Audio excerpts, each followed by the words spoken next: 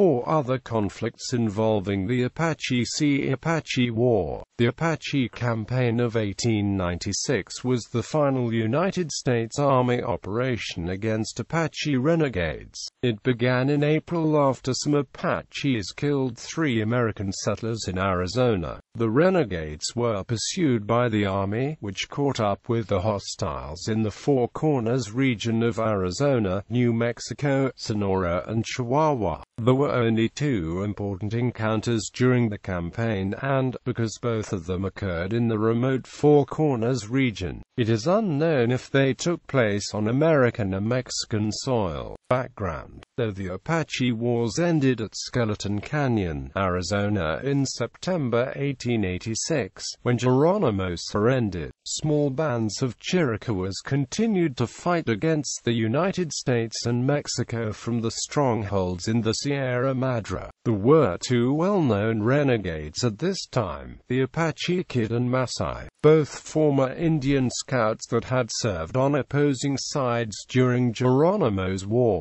The Apache Kid became a renegade in 1887, but he surrendered to the Army in June of the same year and remained within the legal system until November 1889, when he escaped police custody during an incident known as the Kelvin Grade Massacre. Masai had been on the run since 1882, when he heard of the Apache exodus from San Carlos. After Geronimo's surrender, Masai became famous for escaping the Army in Missouri, while traveling on a train to Florida with other Apache prisoners. Masai then found his way back to Arizona alone and on foot. Contemporary accounts say that Masai and the Apache Kid occasionally cooperated with each other during the time as renegades, and that most of Masai's raids into the United States may have been attributed to the Kid. According to an article by Britt W. Wilson in the October 2001 issue of Wild West, by the mid-1890s, hostile Apache activity in southern Arizona increased. On December 3, 1895, the settlers Elizabeth Merrill and her father, Horatio Merrill, were murdered by hostiles near Solomonville, and on March 28, 1896, Alfred Hans was killed at his cabin on the eastern side of the Chiricahua Mountains, near the present-day town of Portal. Accounts differ. Some say that the Apache Kid killed the Merrills and Hans, but Britt Wilson says it was Masai. Either way, the newspapers and Arizona citizens pressured the local authorities into doing something about the Renegades campaign. After Hans' death, the Army launched an aggressive campaign to catch those responsible. Posses also formed and assisted the Army in the search. There were only 2 important encounters during the campaign. The first was on May 8, 1896, when a combined scouting expedition under 2nd Lieutenant Nathan King Averill, 7th Cavalry, found the renegades encamped in the Peloncillo Mountains, near Lang's Ranch, southwest of Cloverdale, New Mexico. However, other accounts say the skirmish occurred in the Guadalupe Mountains of Mexico, about 50 miles south of the border. Averill reported that his men killed or wounded 1 Apache man and wounded a woman while the rest fled. One of the renegades fired a few shots from behind a tree before getting away. The Americans also captured a little girl who was left behind at the camp. She was later taken in by a member of the expedition, John Horton Slaughter, who claimed that he was the one who killed the renegade and that the man he shot was the Apache Kid.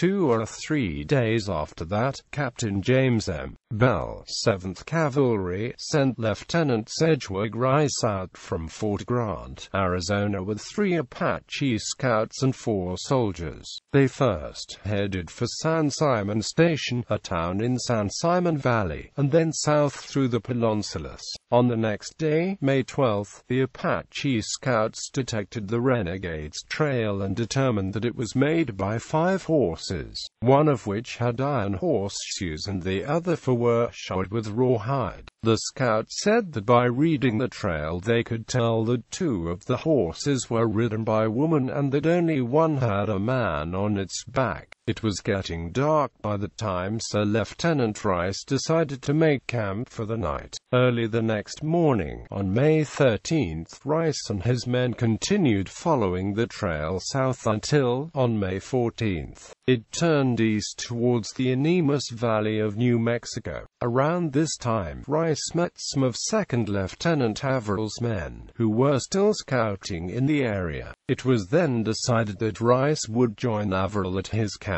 in Guadalupe Canyon to see Lieutenant Edwin C. Bullock, who was the superior. Before reaching the camp, Averill himself rode up to Rice and told him that the renegades had crossed the international border about 3 miles west of Cloverdale. According to Britt Wilson, Guadalupe Canyon, a natural, protected pass leading into Mexico from Arizona Territory, had been used by the Apaches for a long time as an escape route. During Geronimo's War in June 1885, a small battle was fought when Chiricahuas attacked an army redoubt, and a few years before that it was the site of the Guadalupe Canyon Massacre, in which Mexican policemen killed Old Man Clanton and his gang of cattle rustlers. Rice believed that the renegades were still in the area, so on the next day, May 15, he and Averill left camp and proceeded down the trail with 12 enlisted men, 10 Apache scouts and 4 civilians, including John Slaughter and his ranch foreman, Jesse Fisher. The expedition did not catch up with the hostiles that day, but that night, when the soldiers were making camp, Rice sent the Apache scouts ahead of his little column to see if they could locate the enemy camp. Just as Rice hoped, on the morning of May 16, the scouts found the hostiles' camp somewhere in the canyon. In May 1896,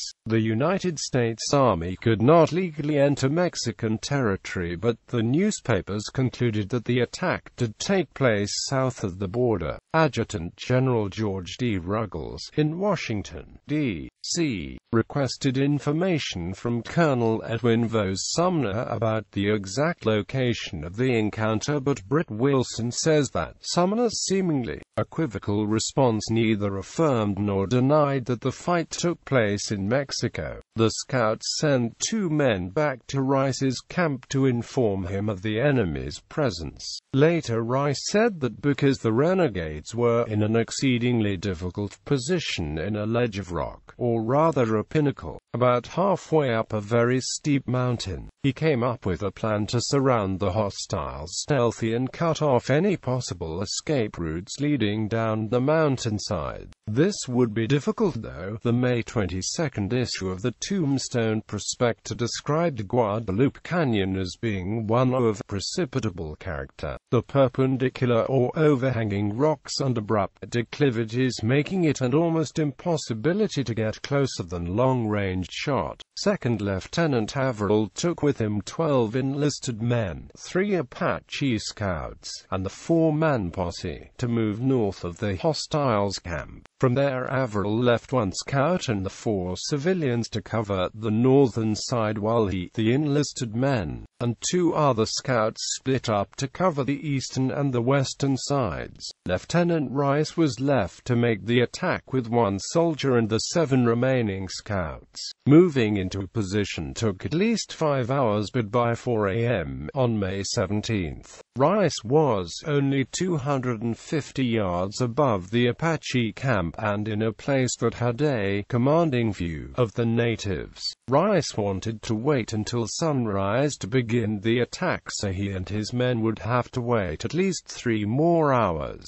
By 6 a.m., the Apache women in camp began moving about, presenting easy targets for the Americans and the scouts. Rice forbid his men from attacking the women unless in self-defense, because the scouts told him that the women would likely surrender if the warriors were killed. At about 7 a.m., just before sunrise, the Apache man Adal.It appeared. Adal.It was with Geronimo's band of renegades 10 years before, but, instead of surrendering at Skeleton Canyon, he continued to live as a nomad with his family. Rice later reported that Adal.It was responding to an alarm call because one of the women had seen the soldiers at the base of the mountainside. Averill then decided to move closer to the hostiles. Britt Wilson says that the lieutenant sent a sergeant and 2 other soldiers to one canyon, and he took the other men behind a peak that he assumed lay on the backside of the Apache camp. Quote, when they were in position, Averill noticed a person standing atop a high pinnacle on the next ridge over. One of the scouts said that the person was an Apache woman. Averill looked through his field glasses and saw what he thought was Rice, so he moved his men to the next ridge and ordered them to make sure they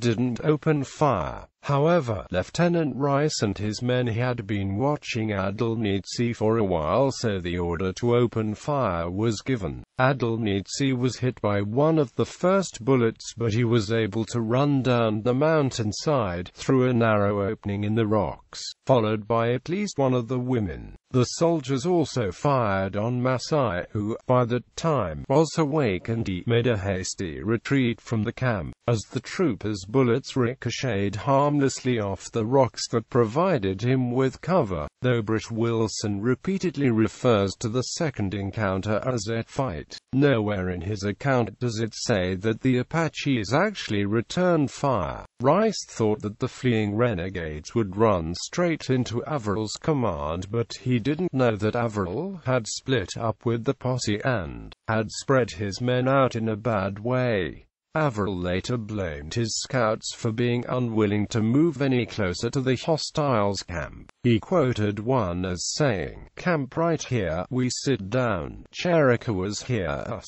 Averill later said that Curly moved very slowly and finally refused to go any further, either through fear for himself or through fear of alarming the renegades. Curly responded, "Just by myself, without the help of another scout. It was slow trailing. They ought to have sent 2 or 3 scouts along with me to help." Quote, when the shooting started, Averill had just finished hiking down to the bottom of Guadalupe Canyon. Wilson says that the shots chased the 3 Apache women directly toward Averill, but Curly scared them off by firing into the air. Curly's account was a little different than Averill's. Curly said that as the women were running towards him, he tried to point them out to Averill, but he could not see. Therefore, Curly figured he should open fire to not only alarm Averill of the renegades but to complete his objective by stopping the enemy from fleeing. No matter which account is true, the women sought shelter from the bullets behind a series of rock formations, but they later got away. In Averill's official report, he blames Curly for failing to get him into the right position and for warning the renegades by opening fire on them. Averill also expressed dissatisfaction for the Apache scouts he left with John Slaughter and the other 3 civilians. When Lieutenant Rice realized that the Apache men were escaping, he could only chase after one, so he followed Adal.It's very bloody trail. Adal.It escaped, though, and the pursuit was called off 48 hours later because the Apache scouts told Rice that the renegade would likely die from his wound. Rice then went back to see Lieutenant Bullock, who ordered him to keep searching for Adal.It's body and that of the Apache said to have been wounded on May 8.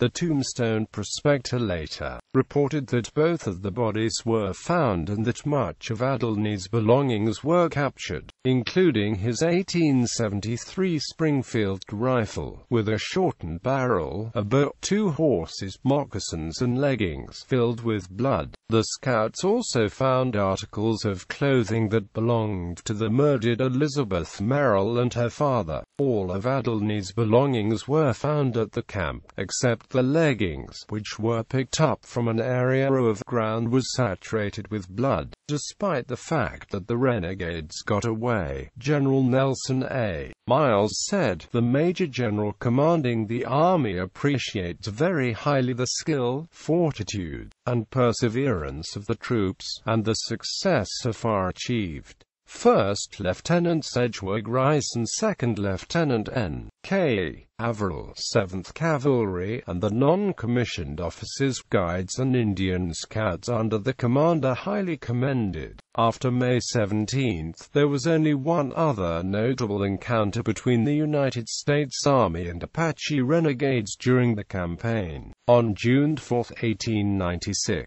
the Americans received permission from the Mexican government to pursue Apaches across the international border, and shortly thereafter a small expedition was sent into Sonora. On June 21, Lieutenant William Yates was leading the expedition through Pulpito Mountain, 60 miles south of the border, when he came across an Apache camp. An immediate attack was ordered, which led to the capture of a 5-year-old girl, a horse, and some camping equipment. There was no fighting though, and it was reported that 4 warriors, 4 women and 1 other child got away. American newspapers claimed the Apache scouts that participated in the expedition had warned the renegades before the attack began, allowing the majority time to escape. Aftermath. The Apache Campaign of 1896 was the last time the United States Army would go after Apaches, but, according to author and historian Linda Sanchez of Lincoln, New Mexico, violent episodes between renegades and American and Mexican settlers continued into the 1930s. Britt Wilson says that Massey was ambushed and killed in September 1906 by a New Mexican posse. However, others believed that the Apache Kid was the man who died that day, so the area was named the Apache Kid Wilderness. The little Apache girl, captured on May 8, went to live with John Slaughter at the San Bernardino Ranch, which is now a National Historic Site. She was named Apache May, for the month in which she was found. Both John and his wife, Viola, believed that the Apache Kid was the father of the little girl and that she must have been about 12 months old. When found, Apache May was wearing a dress made out of Elizabeth Merrill's muslin election poster, so Viola made some new clothes for her. Accounts differ, but somehow, in 1901, Apache May's dress caught on fire. The girl was severely burned and she died the following morning. Her remains now rest at the Slaughter family's cemetery, located on the ranch, and her dress has been preserved by the Arizona Historical Society. Citations